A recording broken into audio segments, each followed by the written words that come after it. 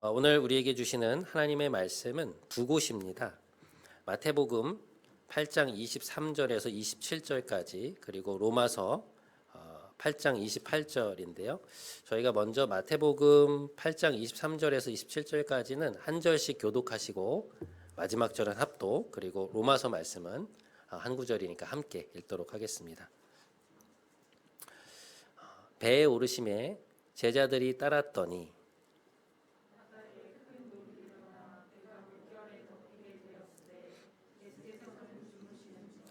그 제자들이 나와 깨우며 이르되 주여 구원하소서 우리가 죽겠나이다.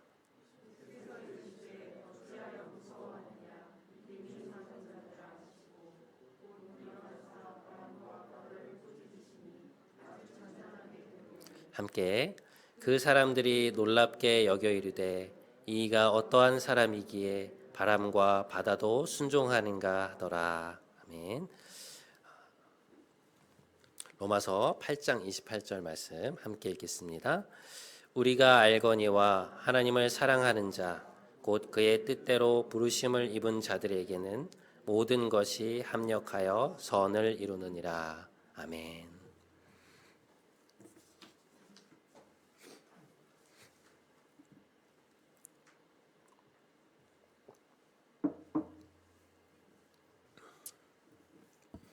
여러분 어니스트 해밍웨이라고 하는 작가를 아시죠?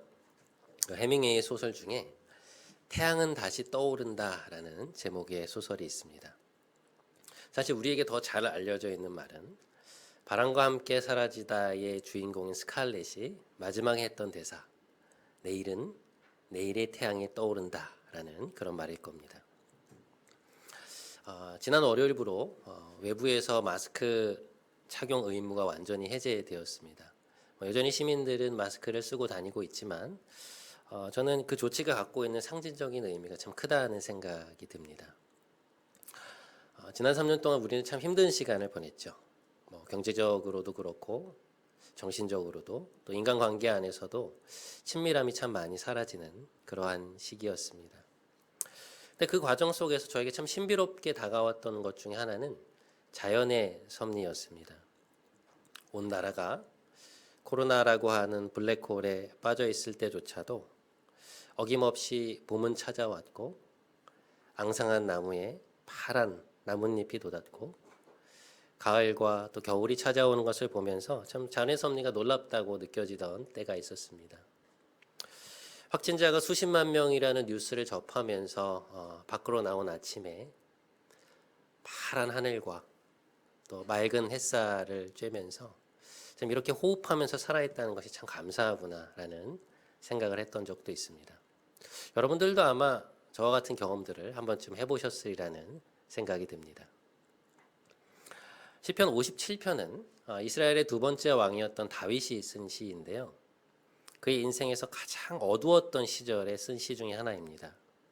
시의 부제를 보면 사울에 쫓겨서 굴에 있을 때 지은 시라고 되어 있어요. 다윗은 본래 사울 왕을 피해서 외국으로 망명을 해 있었거든요. 그런데 고국으로 돌아가라고 하는 하나님의 명령을 듣고 이제 이스라엘 땅으로 돌아오게 됩니다. 근데 그렇다고 해서 이 도심 한가운데 살 수는 없으니까 이스라엘의 외곽의 광야에 아무도 모르는 굴에 사람들과 함께 지내고 있었습니다. 시를 보면 당시 그의 상황을 짐작하게 해주는 것들이 좀 나오는데요. 먼저 1절을 보면 이렇게 되어 있습니다. 내 영혼이 주께로 피하되 주의 날개 그늘 아래에서 이 재앙들이 지나기까지 피하리이다. 그는 지금 재앙이라고 생각되는 순간들을 지나고 있었습니다.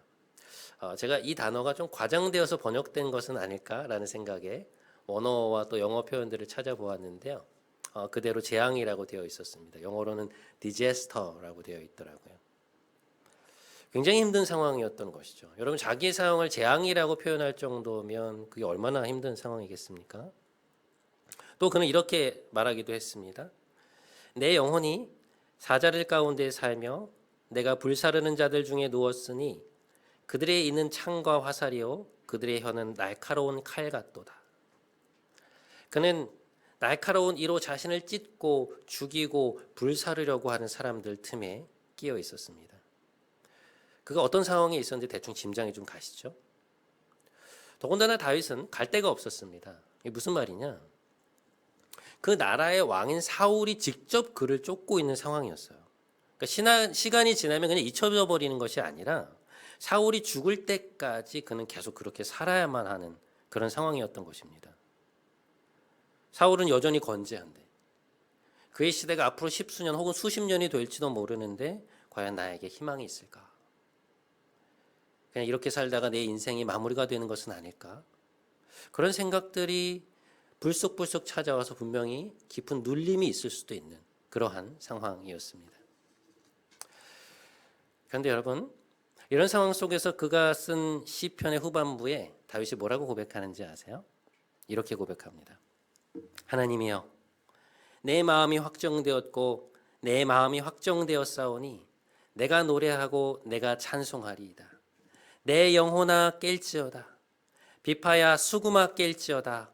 내가 새벽을 깨우리로다.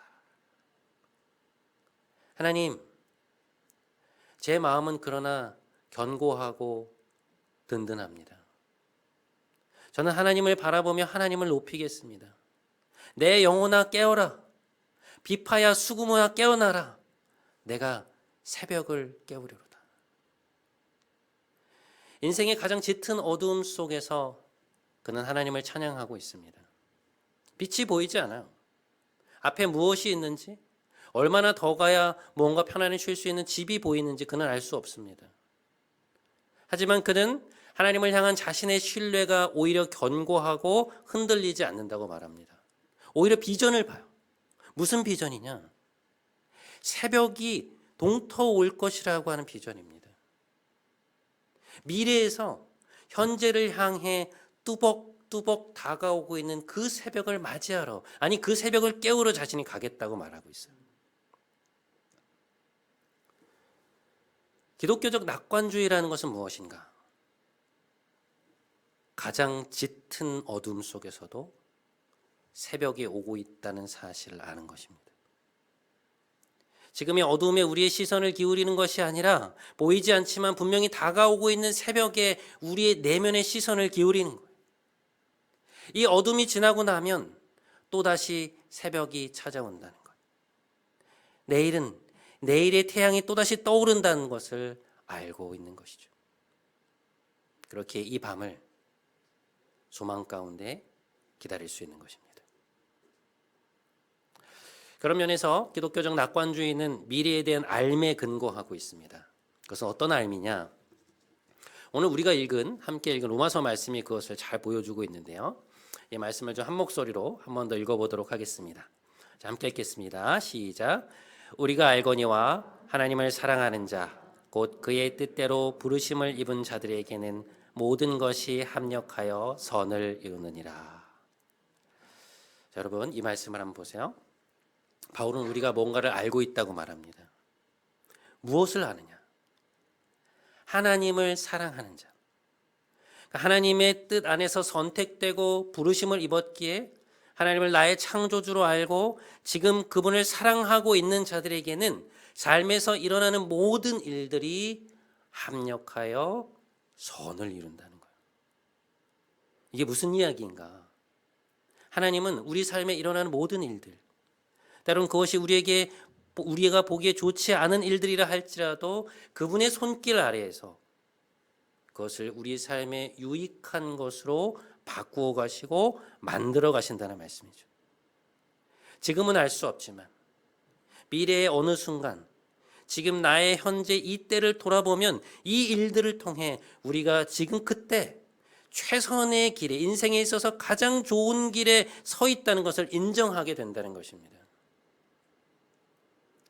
일종의 신비죠. 그래서 기독교적 낙관주의는 철저히 우리의 미래를 주관하시는 하나님의 인격과 능력에 대한 신뢰에 그 기반을 두고 있습니다.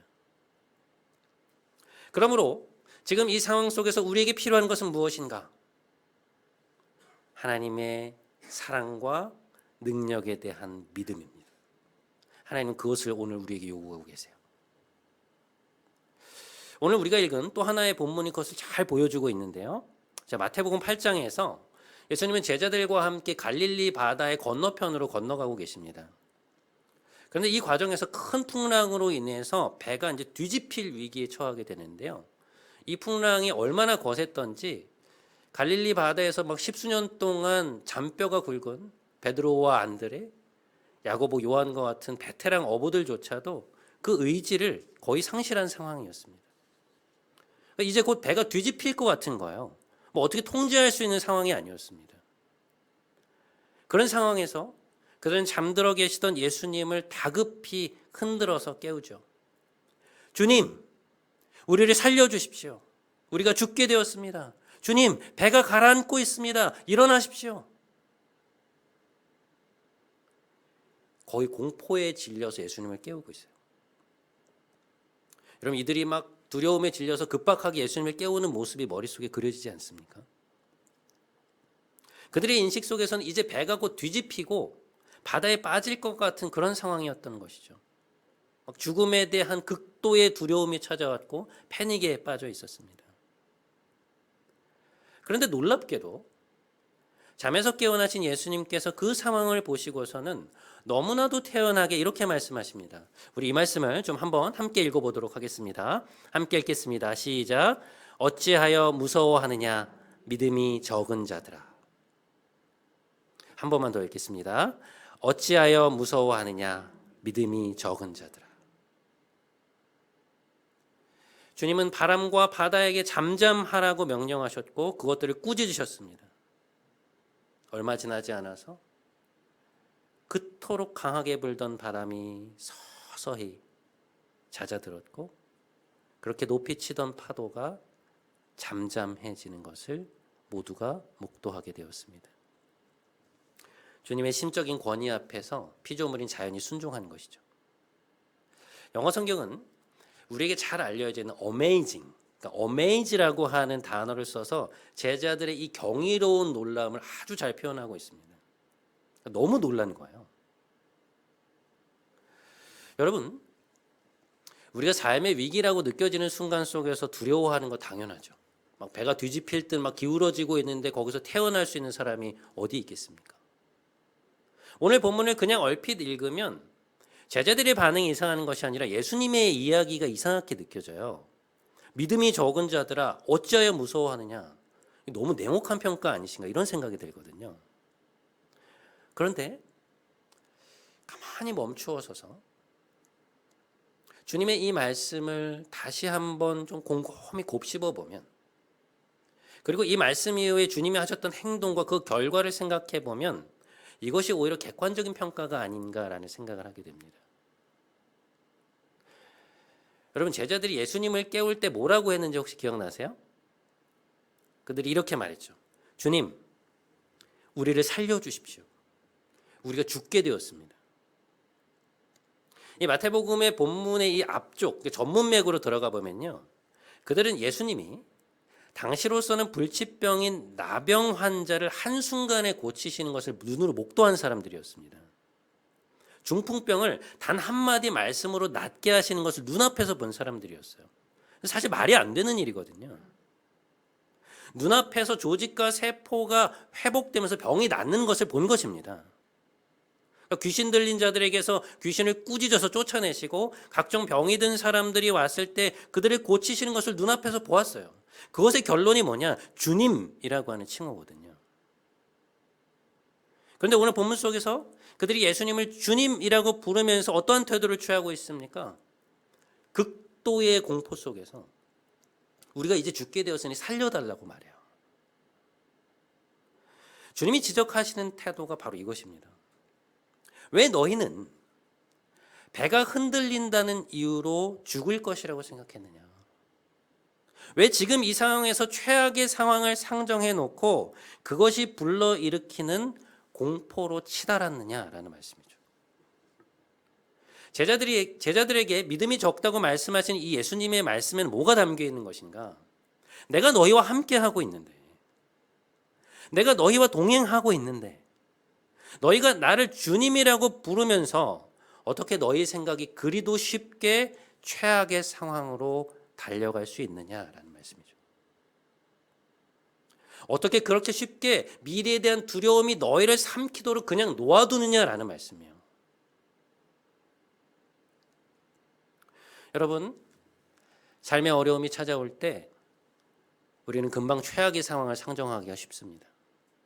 비탄과 두려움 속에 주님을 찾지만 이미 우리의 언어는 부정적이 되어 있죠. 닥쳐올 상황에 대해서 안 좋은 쪽을 생각하기가 쉽고 그런 방향의 생각들 때문에 두려움이 자꾸만 우리 안에 찾아옵니다. 그러니까 미래에 그 일이 일어났기 때문에가 아니라 그것에 대한 어떤 실체 없는 두려움이 우리를 사로잡아서 이미 좌절의 늪으로 그것을 끌고 가는 거예요. 지금 이 상황이 더 나아지지 않을까요? 내 상황에 반전이 있을까? 라고 의심하는 것이죠. 그런데 오늘 이 주님의 말씀을 꼼꼼히 좀 되씹어 보잖아요. 그러면 우리에게 믿음이 있다는 것은 도대체 무엇일까? 우리가 하나님을 신뢰한다는 것은 결국 무엇이냐? 그것은 한마디로 지금의 어둠 속에서도 미래에 밝아올 새벽이 있다는 것을 아는 것이라고 말할 수 있습니다. 그리고 그 지식이 지금 나의 삶에, 지금 나의 감정에 영향을 미치도록 하는 거예요. 그것이 믿음이라는 것이죠. 기독교 낙관론자들은 어떤 사람들인가? 결국 우리에게 다가올 결말이 우리에게 가장 좋은 일일 것임을 알기 때문에, 그것이 결국 우리의 마음에 커다란 기쁨을 낳을 것을 알기 때문에, 우리와 함께 하시는 하나님이 결국 우리를 그렇게 인도하실 것임을 알기 때문에 지금 이 상황에서 좌절과 두려움으로 반응하는 것이 아니라 소망으로, 이 상황을 바꾸어 하실 하나님에 대한 소망으로 반응한다는 것이죠. 그 소망에 우리 자신을 온전히 내어 맡긴다는 것입니다.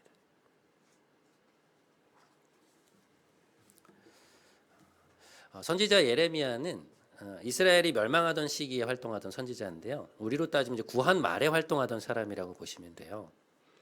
이스라엘 백성들은 그들의 역사 속에서 우상 숭배를 멈추고 하나님께로 돌아오라고 하는 끊임없는 경고의 말씀을 들었지만 그들은 순종하지 않았습니다. 위종자들도 백성들도 그 말씀을 듣지 않았어요. 그래서 하나님은 최후의 수단으로 그들을 바벨론이라는 나라의 손에 넘기십니다. 근데 이 모든 과정에서 하나님의 말씀을 계속해서 전하고 그 망해가던 유다의 결말을 지켜보던 사람이 바로 예레미야였습니다. 그는 왕과 대신들에게 끊임없이 계속해서 회개를 촉구하거든요. 그러다가 결국 그들이 듣지 않자 너희의 불순종 때문에 하나님이 이 나라를 바벨론에 넘기셨다고 한 하나님의 말씀을 전하다가 감옥에 갇히게 됩니다. 그런데 그때가 언제냐면요. 바벨론 군대가 유다의 성을 완전히 이렇게 포위하고 있을 때였어요.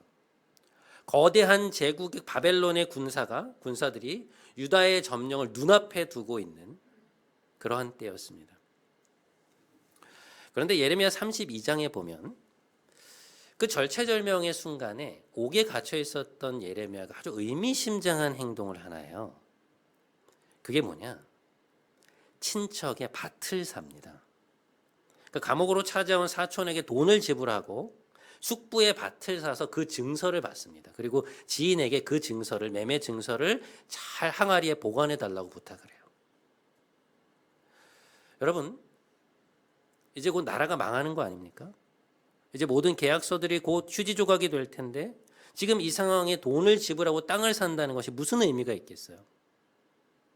그런데도 예레미야는 그 행동을 하고 있다는 것이죠. 무엇일까? 그는 미래에 다가올 소망을 보고 있는 거예요. 하나님이 당신이 사랑하시는 이 백성을 미래에 다시금 회복시키리라고 하는 소망이었습니다. 예레미야 32장 14절 15절 말씀. 너는 이 매매 증서를 토기에 담아 오랫동안 보존하여라. 때가 되면 사람들이 이 땅에서 다시 집과 밭과 포도원을 사게 될 것이다. 여러분, 인간적인 눈으로 보면 소망이 없죠. 바벨론 제국이 건재하는데 어떻게 그 나라가 다시 세워질 수 있겠습니까? 당시 고대 근동의 패권을 차지했던 그 거대한 제국이 망한다는 것을 여러분 상상이나 할 수 있겠어요? 그런데 예레미야는 방금 말씀드렸던 그 하나님의 말씀을 듣고 민족의 운명이 초읽기에 들어간 그 순간, 그 최악의 순간에 밭을 구입하고 있는 것입니다. 소망에 근거한 행동이죠. 그리고 그는 이렇게 말합니다. 나의 고초와 재난을 기억하소서. 이것을 내가 마음에 담아두었더니 그것이 오히려 소망이 되었사옴은 하나님의 인자와 긍휼이 무궁하심으로 우리가 진멸되지 아니함이니이다. 이것이 아침마다 새로우니 주의 성실하심이 크시도소이다. 예레미야는 현재의 고통에 눈물을 흘리면서도 미래에 대한 소망으로 오늘을 살아냈던 사람이었습니다. 어둠 속에서도 새벽을 동트게 하실 하나님의 인격과 능력을 신뢰했던 사람이었어요. 이번 주에 설교를 준비하는데 제 서재에 꽂혀 있는 한 책의 제목이 제 머릿속에서 계속해서 떠오르는 것이었습니다. 결말을 알면 두렵지 않다. 이 책이 유난히 생각나더라고요. 그래서 제가 서재에서 그 책을 찾아서 책상 앞에 놓고 일주일 동안 그 제목을 묵상했습니다. 결말을 알면 두렵지 않다. 여러분 너무 맞는 말 아닙니까? 사도 바울은 말합니다. 만일 하나님이 우리를 위하시면 누가 우리를 대적하리요? 제임스 패커는 하나님을 아는 지식이라는 책에서 이 말씀에서 우리가 두 가지 단어에 주목해야 된다고 말해요. 하나는 하나님이라는 단어고요. 또 하나는 하나님이 우리를 위하시면이라는 단어입니다. 십자가에서 자신의 아들을 아낌없이 내어주신 그 하나님, 십자가의 죽음도 기꺼이 감당하신 그 하나님, 죽음의 권세를 깨뜨리고 부활하신 그 하나님, 우리를 향한 무한한 사랑을 갖고 계시며 죽음도 삼켜버리는 강력한 생명력을 부여하시는 그 하나님이 우리를 위하신다면, 우리를 돌보신다면, 그 하나님이 우리의 인생을 인도하신다면 우리는 현재의 상황을 넉넉히 이겨낼 수 있다는 것입니다. 짐 엘리엇이라고 하는 선교사가 있는데요. 미국 일리노이주에 있는 휘튼 대학을 최우등으로 졸업하고 아주 장래가 촉망되던 그는 하나님의 부름을 받고 남미 에콰도르에 있는 한 부족에게 복음을 전하기 위해서 떠납니다. 이 아우카 부족이라고 하는 당시에 지구상 마지막 남은 식인 부족이었는데요. 오랜 기간의 준비 끝에 4명의 동역자들과 함께 그들에게 다가간 그는 드디어 그 부족의 몇몇 사람들과 함께 성공적으로 첫 번째 모임을 갖게 되었습니다. 그들을 위해서 기도한 지 몇 년 만에 이룬 아주 귀한 결실이었어요. 그들과 두 번째 만남을 갖기로 약속하고 기대감에 부풀어 있던 어느 날, 그 모임에 대한 모든 준비를 마치고 아내와 인사를 나누고 집을 나선 어느 날, 그는 아우카 부족 7사람에 의해서 그의 동료들과 함께 창에 찔려 순교하게 됩니다. 그의 나이 28살이었습니다. 그의 아내였던 엘리자베스 엘리엇은 곧이어서 남편의 부고를 접하게 되는데요. 그들 사이에는 아직 채 돌이 되지 않은 발레리라고 하는 딸이 있었습니다. 여러분, 이게 얼마나 절망적인 상황입니까? 하나님이 가라고 하셨고 길을 열어주셨고 복음의 문이 열리는 것 같았습니다. 이제 이 사람들하고 잘 접촉만 되면 그들의 발판 삼아서 부족 안으로 들어갈 수 있는 상황이었어요. 몇 년 동안의 기도와 수고가 이제 곧 열매를 맺으려고 하는 상황이었습니다. 그런데 그 사역의 열린 문 앞에서 주축이었던 5명의 사람들이 모두 죽임을 당한 것이었습니다. 뭐라고 말로 표현할 수 없는 상황이죠. 그들에게는 남겨진 가족이 있었습니다. 그런데 놀라운 것은 짐의 아내였던 엘리자베스 엘리엇의 태도였습니다. 그녀는 이 남편의 죽음을 앞에 두고 슬픔과 절망 속에서 허우적대지 않았습니다. 남편이 죽고 난 이후에 얼마 지나지 않아서 남겨진 다른 아내들의 도움을 받아서 그녀는 그 5명의 이야기를 책으로 썼습니다. 잘 알려진 영광의 문이라고 하는 제목의 책이었습니다. 그리고 남편이었던 짐 엘리엇의 지난 일기들을 정리하고 편집해서 그의 삶에 대한 이야기를 쓴 책이 이 영광의 문과 짝을 이루는 유명한 전능자의 그늘이라는 책입니다. 20세기 중반 북미 그리스도인들의 그 냉랭했던 가슴에 영적인 불을 지폈던 그 책, 수많은 젊은이들을 그리스도께로 인도했던 바로 그 책, 전능자의 그늘이었습니다. 그 책에서 그는 이렇게 써요. 짐의 목표는 하나님을 아는 것이었다. 순종은 그의 목표를 이룰 수 있는 유일한 길이었다. 그의 결말을 특별한 죽음이라고 칭하는 이들도 있다. 하지만 나는 찬동하지 않는다. 아마 본인도 찬동하지 않을 것이다. 그리스도를 위해 사는 것과 그리스도를 위해 죽는 것이 그토록 다른 일이란 말인가? 후자는 전자의 논리적 귀결이 아닌가? 그는 하나님의 선하심을 믿었습니다. 절망의 상황에서 그는 하나님의 인격과 섭리와 계획을 신뢰했어요. 그리고 정글에 남아있던 아내들과 함께, 순교한 이들의 아내들과 함께 남편들의 사역을 이어갔습니다. 3년 후인 1958년 11월의 어느 날 그녀는 티아누 광분에 위치한 아우카족의 한 오두막에 앉아 있었습니다. 그리고 그녀의 옆에는 남편을 죽인 7사람 중에 한 명이 그녀의 딸 발레리와 함께 바나나를 굽고 있었습니다. 드디어 아우카 부족에게 복음이 전해지기 시작한 것이죠. 그녀의 증언은 마치 영화에나 나올 법한 이야기처럼 들립니다. 하지만 여러분, 그것은 아무것도 보이지 않는 칠흑 같은 어둠 속에서 마치 배가 뒤집힐 것 같은 그러한 상황 속에서도 미래를 주관하시는 선하신 하나님을 믿고 오늘 하루를 살아냈던 그녀가 받은 선물이었습니다.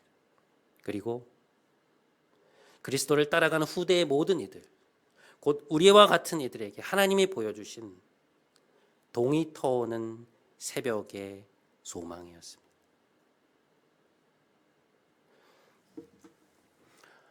바벨론으로 끌려간 지 70년이 흐른 뒤에 이스라엘은 바벨론의 뒤를 이은 페르시아의 다리우스 1세 때 고국 땅으로 돌아오게 됩니다. 기적 같은 일이었죠. 예레미야를 통해서 주셨던 그 약속을 하나님이 지키신 것이었습니다.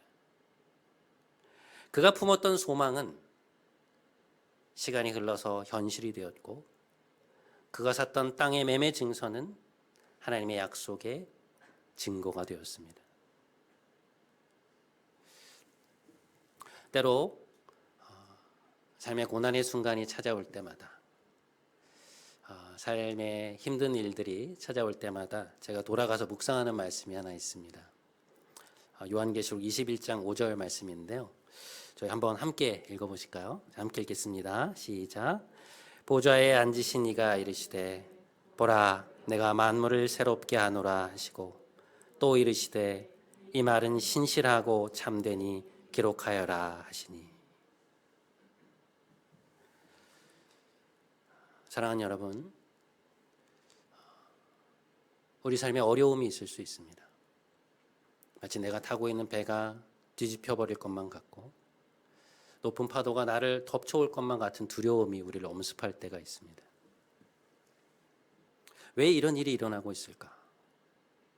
왜 주님은 주무시고 계시는 것일까? 그런 생각이 들 수도 있어요.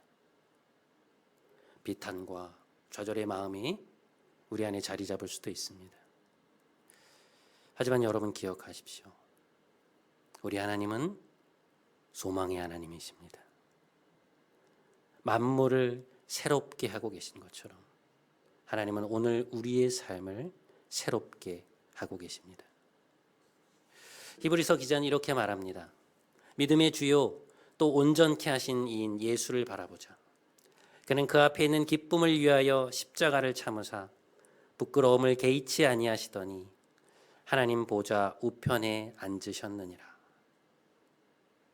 최악의 순간 속에서도 주님은 십자가를 통과하여 이루실 부활을 바라보시며 그것을 통해 이루어질 우리의 구원을 바라보시며 그 시간을 통과하셨습니다.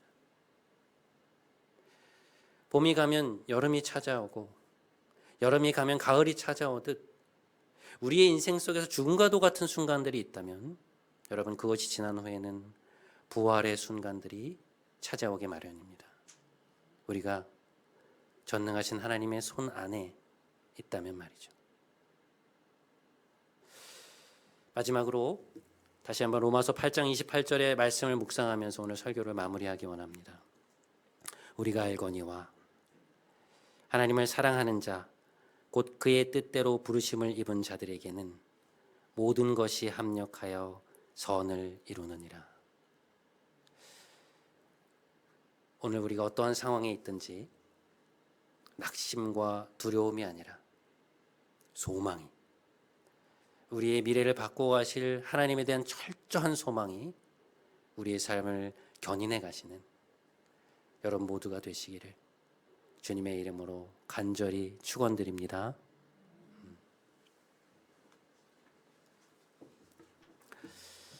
우리 함께 오늘 이 찬양 같이 했으면 좋겠는데요. 전능하신 나의 주 하나님은 이라는 찬양입니다. 전능하신 나의 주 하나님은 능치 못하신 일이 전혀 없고 신실하신 나의 주 하나님은 우리의 모든 괴로움을 바꿀 수 있다. 그런 제목의 찬양입니다. 여러분, 우리가 맞닥뜨리고 온 현재의 삶이 어떠하든 우리의 소망은 하나님이십니다. 하나님 우리의 상황을 반전시키시고 우리의 미래를 이끌어 가실 것입니다. 우리 그 소망을 가지고 함께 찬양하면서 나아갔으면 좋겠습니다.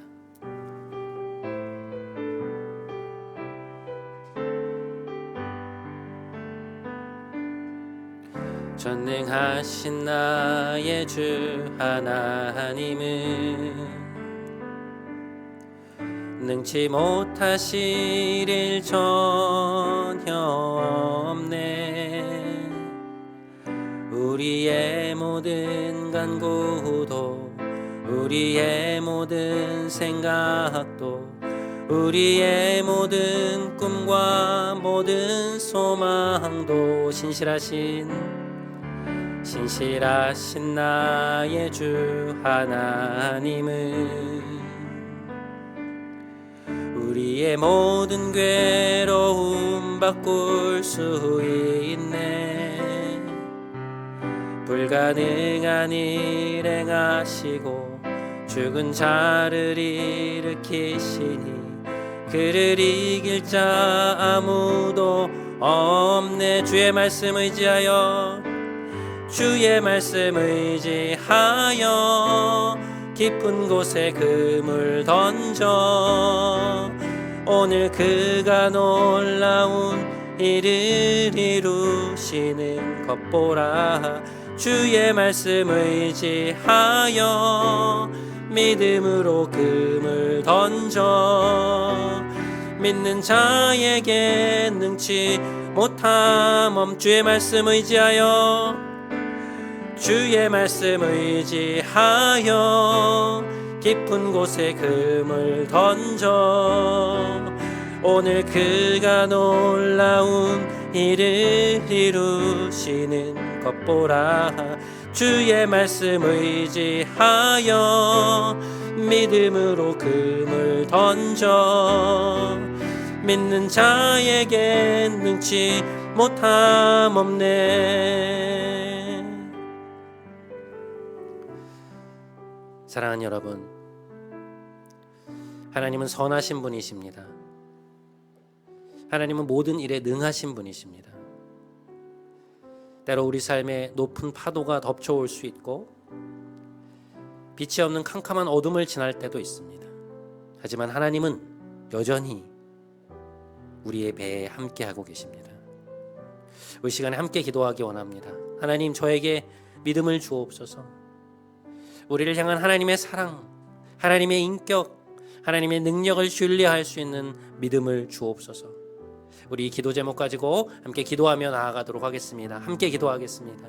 하나님 아버지, 하나님은 선하신 분이십니다.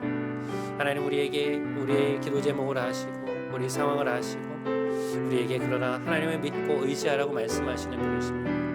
하나님 때로 하나님 우리의 상황 속에서 우리가 맞닥뜨린 이 상황 속에서 앞이 보이지 않을 때가 있고 우리 전망이 나아질까라는 생각들이 들기도 하고 하나님 우리가 생각하는 그 두려움들 때문에 하나님 지금 현재 좌절 속에 있을 때가 있습니다. 하지만 하나님은 선하신 분이심을 우리가 믿게 하여 주옵소서. 하나님의 능력이 하나님이신 것을 믿게 하여 주시옵소서. 깊은 곳에 가서 그물을 내리라 말씀하신 주의 말씀에 순종하며 나아갈 때 우리의 삶을 바꾸시고 인도하시고 우리의 모든 괴로움을 바꾸실 수 있는 분이 하나님이신 것을 우리가 믿고 나아갈 수 있게 하여 주시옵소서. 주님 인도하옵소서. 우리의 마음을 지켜 주옵소서. 우리와 함께 하여 주옵소서. 주님 우리에게 은혜를 베푸소서. 오 주님. 여러분, 하나님은 소망의 하나님이십니다. 하나님의 뜻대로 부르심을 입은 자들에게는 모든 것이 합력하여 선을 이룸을 우리는 알고 있습니다.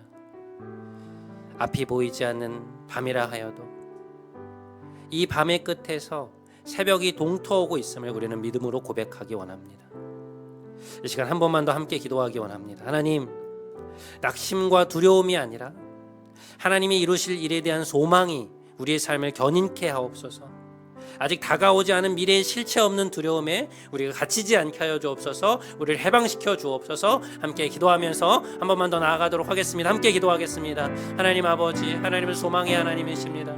하나님 다가오지 않은 일들 속에 하나님 그 두려움 속에 갇혀서 하나님 우리가 낙심의 늪으로 빠져들지 않도록 주님 우리를 인도하여 주시옵소서. 하나님의 뜻대로 부르심을 입은 모든 자들에게는 모든 것이 합력하여 선을 이룬다고 말씀하셨습니다. 하나님 우리가 걸어가고 있는 이 길 속에서 하나님 때때로 하나님 우리가 맞닥뜨리고 있는 이 상황이 우리가 생각하는 것과 다르고 우리의 하나님 상황과 다를 수 있지만 그러나 두려워하지 않게 하여 주시고 하나님 결국 이 일을 선한 것으로 바꾸실 것이라 하나님 나의 인생이 가장 최선의 것으로 바꾸실 것이라고 하는 믿음을 가지고 나아갈 수 있도록 아버지 우리에게 은혜를 베풀어 주시옵소서. 흔들리지 않게 하시고 하나님을 붙들 수 있게 하여 주옵소서. 소망 가운데 뿌리를 내릴 수 있게 하여 주시옵소서. 하나님 우리의 내면이 바뀌게 하여 주옵소서. 미래에 대한 밝은 전망으로 미래에 대한 새로운 전망으로 나아갈 수 있도록 소망의 하나님을 붙들 수 있도록 하나님 우리에게 은혜를 베풀어 주시옵소서. 아버지 우리와 함께 하소서. 흔들리지 않게 하소서. 하나님 인도하여 주시옵소서.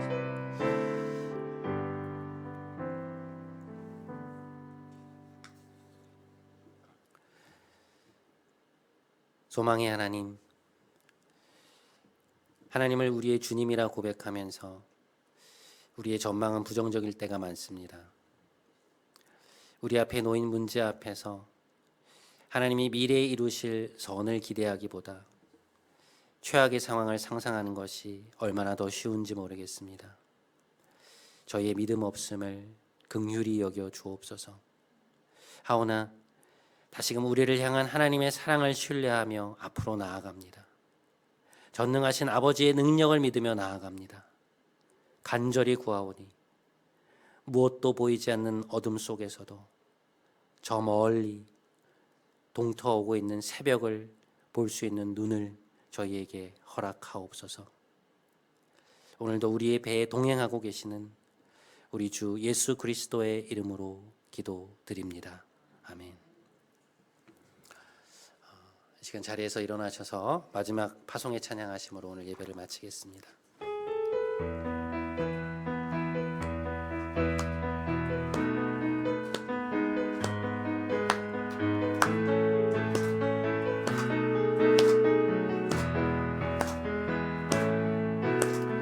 우리들의 다양함 속 삶의 자리 그 가운데 모두에게 친구 되신 주를 찬양합니다.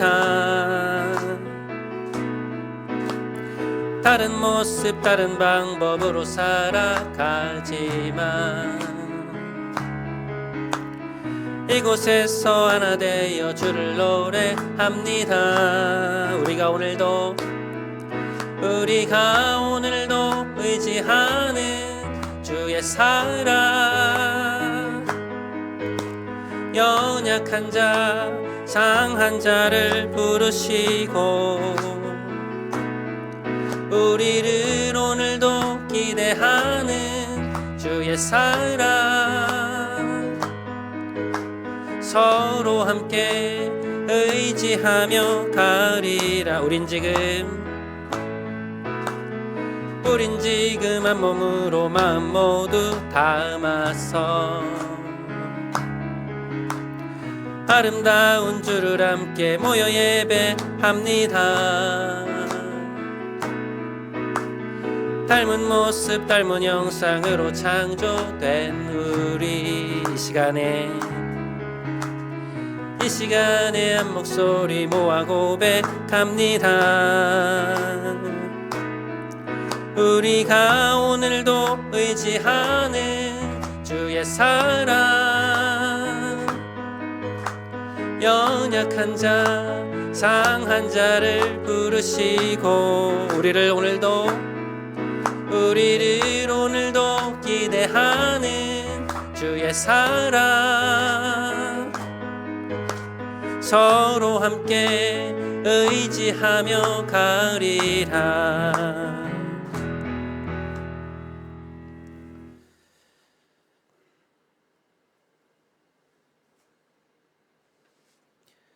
이제는 우리 구주 예수 그리스도의 크신 은혜와 하나님 아버지의 놀라우신 사랑과 보혜사 성령님의 인도하심이,